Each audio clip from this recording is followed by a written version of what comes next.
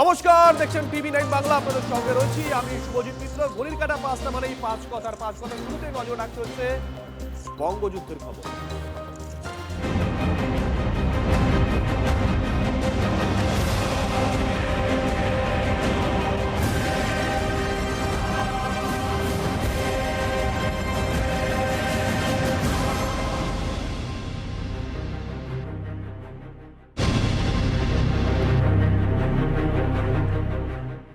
দেখুন, বঙ্গযুদ্ধের সব খবর তো আপনাদের সামনে তুলে ধরছি আমরা প্রতিনিয়ত, কিন্তু বঙ্গযুদ্ধের নির্ঘণ্ট সেটা কবে প্রকাশিত হবে? সূত্র মারফত যে খবর পেয়েছি আমরা, মার্চের প্রথম সপ্তাহে ভোট ঘোষণার সম্ভাবনা রয়েছে।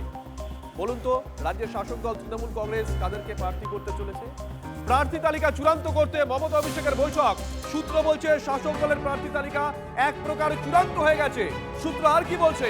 তন্ময় প্রামাণিক আমাদের সঙ্গে রয়েছে নিউজ রুম থেকে। তন্ময়, এখনো পর্যন্ত সূত্র মারফত যেটা জানা যাচ্ছে যে প্রাথমিকভাবে একটা চূড়ান্ত তালিকা তৈরি হয়েছে, এরপর একেবারে চূড়ান্ত তালিকা সেটা আর একটু পর তারা তৈরি করবে এবং সেটা তারপর প্রকাশ হবে। এখানে তৃণমূল সূত্র থেকে যেটুকু জানা যাচ্ছে, বেশ কয়েকজন মন্ত্রীর কোপে পড়তে চলেছেন, অর্থাৎ তারা এবার ভোটে টিকিট পাবেন না। সংখ্যাটা কখনো বলা হচ্ছে 3 থেকে 6, সেই সংখ্যাটা কম বেশি এরকমই থাকবে। যে রাজ্যের বেশ কিছু মন্ত্রী তারা এবার ভোটে টিকিট পাচ্ছেন না। 2, কয়েকজন মন্ত্রী তাদের টিকিট না দেওয়া হলেও তাদের কোনো ঘনিষ্ঠ আত্মীয়কে টিকিট দেওয়া হচ্ছে। এটা পূর্ব মেদিনীপুরের ঘটনা রয়েছে, দক্ষিণ চব্বিশ পরগনা রয়েছে, কলকাতার পার্শ্ববর্তী জেলাগুলোতে রয়েছে। 3 নম্বর যে বিষয়টা উঠে আসছে এখানে প্রার্থী তালিকার বিষয় থেকে, নতুন মুখ বাছাই চলছে। সেখানে পুরনো যারা রয়েছেন, অর্থাৎ সিটিং এমএলএ, সেই সিটিং এমএলএদের মধ্যে যাদের কর্মক্ষমতা অনেক কমেছে আগের থেকে বয়সের তুলনায়, মানে বয়সজনিত কারণে কিংবা অন্য কোনো কারণে পারফরমেন্স খারাপ বা কালির দাগ লেগেছে কিংবা দুর্নীতির যে তার এলাকায় প্রচার হয়েছে, অথবা এলাকার গোষ্ঠীকন্দলের শিকার হচ্ছেন তিনি, বা গোষ্ঠীকন্দল যা রয়েছে সেই জায়গায় তিনি তাকে নিয়ন্ত্রণ করতে পারছেন, অর্থাৎ ম্যাক্সিমাম জন বা ম্যাক্সিমাম নেতা তার বিরুদ্ধে। এগুলো একাধিক সমীক্ষা করে সেই সমীক্ষা রিপোর্ট, দলের অভ্যন্তরীণ সমীক্ষা রিপোর্ট দলের কাছে জমা পড়ার পর সেই রকম কোপ পড়তে চলেছে সিটিং এমএলএ, তারা এবার টিকিট পাচ্ছেন না বেশ কিছু জন। ফলে নতুন মুখ, অন্য দল থেকে যদি কেউ আসে সেখানে ঝকঝকে তরুণ এবং স্বচ্ছ ভাবমূর্তি রয়েছে, গায়ে কালি নেই এমন একটা রয়েছে, এবং এর বাইরে টালিগঞ্জ যুক্ত হচ্ছে, অর্থাৎ বেশ কিছু সেলিব্রিটিরও ভোটে দাঁড়ানোর একটা সম্ভাবনা রয়েছে এবং তালিকায় সেই নামও রয়েছে। সঙ্গে থাকো তন্ময়। দেখুন, আপনারা প্রত্যেকে আমার সঙ্গে সহমত হবেন যে বিগত 1 বছরে রাজ্যের শাসক দল অনেকগুলো ঘাত প্রতিঘাতের মধ্যে দিয়ে গেছে। আর এখানেই তো প্রশ্ন, জেল খাটা বিধায়করা কি এবার তৃণমূলের টিকিট পাবেন? তৃণমূল সূত্রে যে খবর পেয়েছি আমরা, জেল ফেরত বিধায়কদের বেশিরভাগই এবার টিকিট পাবেন না। জেল ফেরত 3 জন বিধায়ক এবার তৃণমূলের টিকিট পাচ্ছেন না। একজন জেল খাটা বিধায়ক টিকিট পেলেও আসন পরিবর্তন হতে পারে। তন্ময়ের কাছে আবারও চলে যাব। তন্ময়, কি খবর পাচ্ছি আমরা সূত্র মারফত তাতে জানবো। এই পাশাপাশি আরো একটা বিষয়, যারা রাজনীতির খবর রাখেন একটু ধরিয়ে দেবো। তন্ময়, তুমি সহমত হবে আমার সঙ্গে, বুদ্ধবাবুর আপত্তিতে মজিদ আক্তার টিকিট পাননি, কিন্তু অনেক দেরি হয়ে গেছিল। তৃণমূল কি তাহলে সেই ভুলটা করতে চাইছে না? মধ্য গগনে থাকতে থাকতেই ইমেজ পরিষ্কার করতে চাইছে? বিরোধীরা একটা প্রশ্নে সবাই একমত এবং বারবার যেটা ঠোকাঠুকি হয়, দুর্নীতি দুর্নীতি দুর্নীতি, অর্থাৎ বালি বলো, কয়লা, পাথর থেকে শুরু করে চাকরি, শিক্ষকের চাকরি বিক্রি, সব কিছু দুর্নীতির অভিযোগে ব্যতিব্যস্ত রাজ্য সরকার এবং দুর্নীতির অভিযোগে ব্যতিব্যস্ত তৃণমূল কংগ্রেস। ফলে প্রায় প্রত্যেক নেতার নামই কোনো না কোনো দুর্নীতির অভিযোগ, এমনটা বিরোধীরা বলে থাকেন।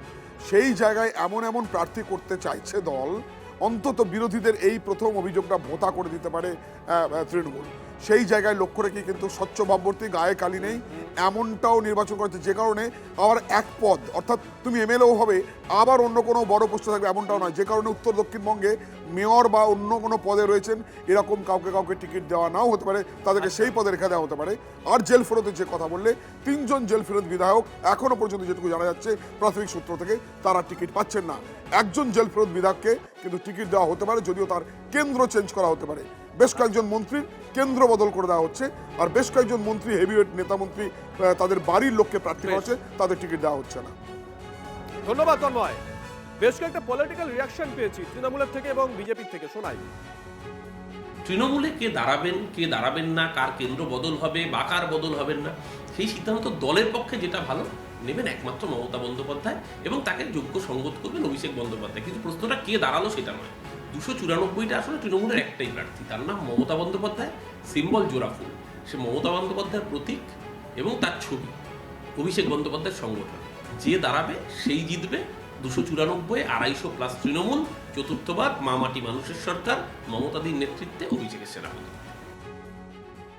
দেখুন, তৃণমূল কংগ্রেসের নেতা মন্ত্রীদের দুটি ভাগ, হয় জেল না হয় বেল। জেল খাটা আবার একটা নতুন শ্রেণী আপনারা বললেন, সেটা ঠিকই আছে। তো এদেরকে এইভাবেই দেখুন, কিছু জন জেল থেকে ফেরত এসছে, কিছু জন জেলে যাবেন, এই তো দুটি শ্রেণী। তো ঠক বাজতে গা উজার, তৃণমূলের আর ইমেজ কারেকশন হওয়ার কিছু নেই। এবং সেজন্যই সনাতনী বাঙালি এবং রাষ্ট্রবাদী মুসলমানেরা একযোগে ঠিক করেছে যে 26-এর নির্বাচনে তারা তৃণমূল কংগ্রেসকে বিসর্জন দেবে। স্বচ্ছ ভাবমূর্তি দেওয়ার হবে না, কারণ কয়লার ডিব্বায় আপনি যদি সাদা খড়ি রাখেন, সাদা খড়িটা কালোই হয়ে যায়।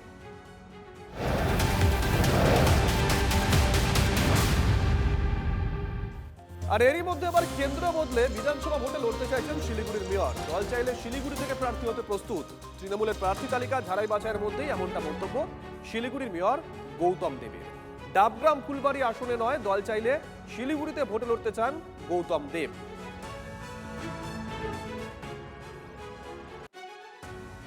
মানুষ প্রত্যাখ্যান করেছে, আমিও মানুষকে নতমস্তকে নমস্কার করে শ্রদ্ধা ভক্তি আমার ভালোবাসা জানিয়ে আমি ফিরে যাচ্ছি।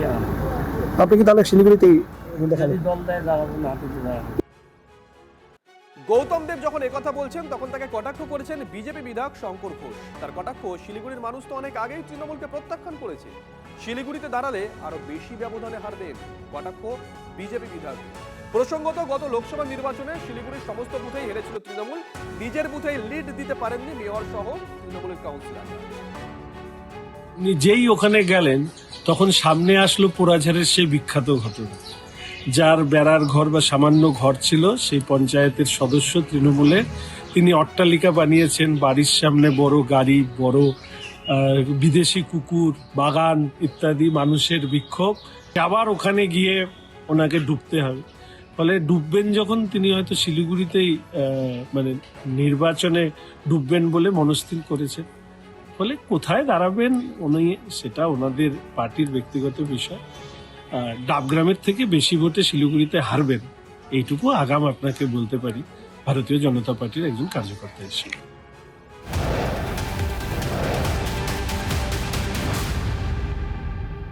দেখুন, শুরুতেই আপনাদেরকে বললাম যে তৃণমূলের প্রার্থী ঘোষণা তোড়জোড় ইতিমধ্যেই শুরু হয়ে গেছে, এক প্রকার চূড়ান্ত সূত্রে কথাই বলছে। অন্যদিকে বিজেপি তারাও বসে নেই, তারাও কিন্তু ঘর গোছাচ্ছে। 3টে ধাপে প্রার্থী বাছাই প্রক্রিয়া পদ্ম শিবিরের, 1, 2, 3 এই রকম করে। এই ধাপগুলো কি কি? প্রদীপ্ত আমাদের সঙ্গে রয়েছেন, আমাদের সহকর্মী প্রদীপ্ত।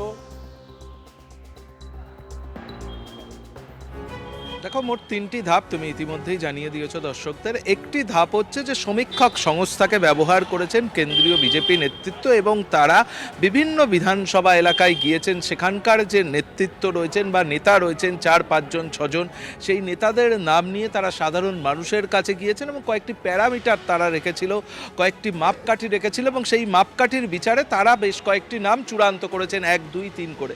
সেই তালিকা ইতিমধ্যেই বিজেপির কেন্দ্রীয় নেতৃত্বর কাছে পৌঁছেছে। দ্বিতীয় ধাপে যেটা করা হয়েছে বিজেপির তরফে তা হলো মণ্ডল সভাপতি, প্রাক্তন মণ্ডল সভাপতি এবং ওই বিধানসভা অর্থাৎ সংশ্লিষ্ট বিধানসভা কেন্দ্রে যদি বিজেপির কোনো জেলা পদাধিকারী থাকেন তিনিও, অর্থাৎ এই 3 জন মিলে 1, 2, 3 করে 3টি নাম বাছাই করেছেন নিজেদের মতো করে। সেই তালিকাও কেন্দ্রীয় নেতৃত্বর কাছে পৌঁছেছে, এবং তারপর শেষ ধাপ হিসাবে এখনো পর্যন্ত যেটা হয়ে রয়েছে তা হলো জেলা সভাপতি, সেই জেলায় যিনি রাজ্যের তরফ থেকে দায়িত্বে রয়েছেন অর্থাৎ জেলা ইনচার্জ এবং বিভাগ ইনচার্জ। বিজেপির সাংগঠনিক ক্ষেত্রে 10টি বিভাগ এবং 10 জন ইনচার্জ রয়েছেন, তাদের মতামত নেওয়া হয়েছে, এবং একেবারে প্রত্যেকটি প্রক্রিয়া গোপনভাবেই করা হয়েছে, কেউ কারোর মত যাতে না জানতে পারে। এবং এই শেষ যে ধাপটি হয়েছে অর্থাৎ জেলা সভাপতি, বিভাগ ইনচার্জ এবং জেলা ইনচার্জের, সে প্রক্রিয়াটির নাম কিন্তু জমা পড়েছে খোদ এই রাজ্যের যিনি দায়িত্বে রয়েছেন সেই সুনীল বনসালের কাছে। এই 3টি প্রক্রিয়া ইতিমধ্যেই শেষ হয়েছে, এবং এরপর কেন্দ্রীয় নেতৃত্বের মতামত রয়েছে। একই সঙ্গে যে নামগুলোর ওপরে বেশি করে জোর দেওয়া হয়েছে, অর্থাৎ যে নামগুলো বেশি করে আলোচনায় উঠে এসেছে, সেই বিষয়ে আবার নতুন করে একটা সমীক্ষা হবে, এবং তারপর বিজেপির তরফ থেকে যা জানা যাচ্ছে তাতে মার্চের প্রথম সপ্তাহে প্রথম তালিকায় এভাবে 2-3টি ধাপে তারা। ধন্যবাদ প্রদীপ্ত।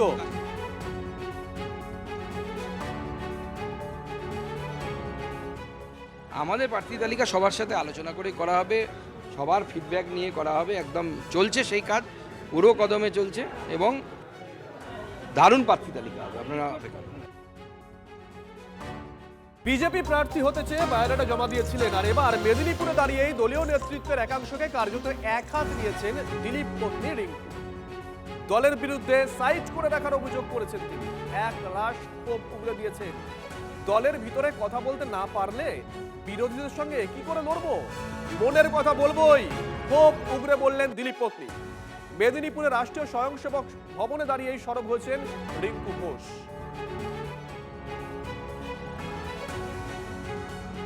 এত বছরে তো আমাকে বললাম না, আমাকে পঞ্চায়েতও ভাবেনি, আমি মন্ডলের জিএসও পর্যন্ত আমাকে করেনি, ঠিক আছে। আর আমাদের মতন মানুষদেরকে না রাজনীতিতে ভ্যালু কমই থাকে, কারণ আমরা স্পষ্ট বক্তা আর আমরা ডিসিশন নেওয়ার ক্ষমতা রাখি, আমরা অনেক কিছু ইমপ্লিমেন্ট করতে পারি। তো এই ধরনের মানুষের পলিটিক্স, যে কোনো পলিটিক্স হোক না কেন, বিশেষ করে বেঙ্গল পলিটিক্সে এই ধরনের মানুষকে একটু সাইডই করা হয়। আর গণতান্ত্রিক অধিকার যদি আমি আমার দলের ভেতরে যদি আমি সোচ্চার হতে না পারি, তাহলে আমি অপোজিশন হিসেবে কি করে লড়বো? আমি মনে করি আমি মন খুলে কথা বলবো, তাতে আমাকে কেউ যদি ব্ল্যাকলিস্টেড করে দেয় আমার কিচ্ছু করার নেই। কারণ রাজনীতি করতে গেলে মিথ্যে জানতে হয়, অভিনয় জানতে হয়, ম্যানিপুলেশন জানতে হয়, এগুলো আমার ডিকশনারিতে নেই। রিঙ্কু ঘোষ যে অভিযোগটা করলেন, তিনি দীর্ঘদিন ধরে রাজনীতি করছেন, কিন্তু এখন তিনি দেখছেন যে দলের ভিতরেই তাকে সাইডলাইন করে রাখা হয়েছে। তিনি একথাও বললেন যে গণতান্ত্রিক পদ্ধতি মেনে যদি দলের ভিতরে আমি কথা বলতে না পারি, তাহলে কিভাবে অপোজিশনের সঙ্গে লড়াই করব? আমি সোচ্চার হবই, আমি আমার কথা বলবই। এর আগে নিশ্চয়ই মনে আছে আপনাদের যে তিনি বায়োডাটা জমা দিয়েছিলেন এবং সূত্র বলেছিল যে 3টে কেন্দ্রের কথা তিনি উল্লেখ করেছিলেন।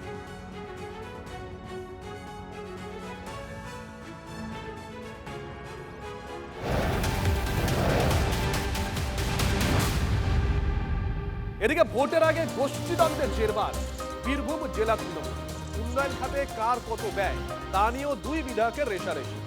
তহবিলের টাকা ব্যয় নিরিখে প্রথম তিনি দাবি করেছেন লাভপুরের বিধায়ক অভিজিৎ সিনহা। সরকারি নথিতে তারই নাম, দাবি নানুরের বিধায়ক বিধান মাঝির। হেলদি কম্পিটিশন বলছে জেলা তৃণমূল নেত্রী। দুই বিধায়কের কাদা ছোড়াছুড়ি নিয়ে কটাক্ষ করেছে গেরুয়া শিবির। তথ্যটা ডিএম অফিসের, আপনারা তথ্যটা সরকারিভাবে ডিএম অফিস থেকে নিয়ে নিন। এটা তো দ্বন্দ্বের জায়গা নয়, এটা তো উন্নয়ন। উন্নয়ন সবাই চেষ্টা করেছেন, কেউ কেউ এগিয়েছেন, কেউ কেউ এগিয়ে যাবেন। এটা তো এগোনো পেছনের ব্যাপার নয়, হয়তো তাদের আরেকটু সময় লাগবে, হতেই পারে। 2/2/2026 যেটা ডিস্ট্রিক্ট ম্যাজিস্ট্রেট অফিস থেকে আমাকে যে কাগজ এসছে, সেখানে খরচ নিরিখে কিন্তু আমি 1 নম্বরে আছি নানুর বিধানসভা।